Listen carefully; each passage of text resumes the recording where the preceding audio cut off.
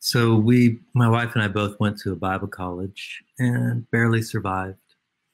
And kind of the track, so to speak, was you become a youth pastor and then an associate or an executive pastor and then become the senior pastor of a church. Mm. And for me, I just thought that just didn't resonate for me. So I was like, well, I guess I'll be a missionary overseas because that's the only other option here.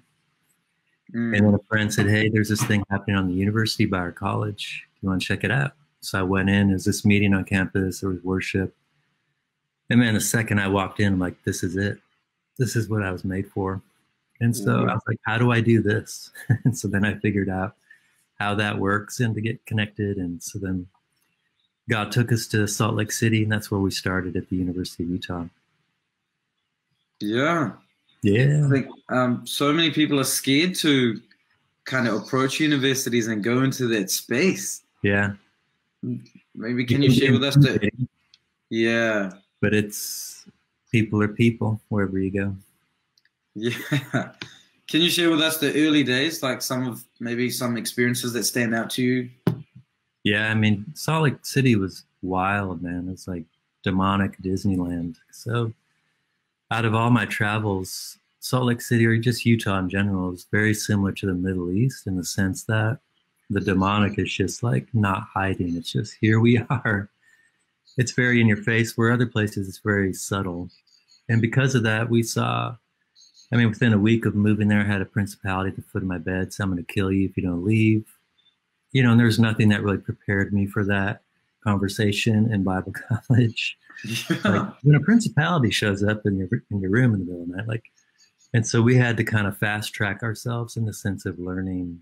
I mean, we had a hunger for the supernatural, but Salt Lake City really propelled us for the need for the supernatural, because I was like, outside of the supernatural, this just isn't going to work. And so we started seeing crazy miracle signs and wonders. And you know, one girl in particular, probably one of my favorite stories, is she grew up Mormon. Obviously, we're in Utah, so there's a lot of Mormons. And she'd never been in a Christian gathering of any kind. Mm. So she started coming and taking really intense notes. And out of this, she has an encounter with Jesus. Physically, he shows up in her dorm room, like 2 a.m. So it's like we're just walking on campus one day, and we see her, and she's like, hey, I accepted Jesus last night. And I was like, well, what happened? It's like, and just casually, she's like, well, you know, he showed up in my room and said, I'm the truth, the life, and the way. And I was like, whoa. Just showed up in your room? Like, yeah, I was awake. He was physically there. And I was like, you do realize this is not normal for most people, right? But she had such a radical visitation with him that she could not go back. And she was excommunicated by her family. Mm. But then long-term, God showed up in her family, and it was a beautiful story. It was pretty awesome. Faith and patience.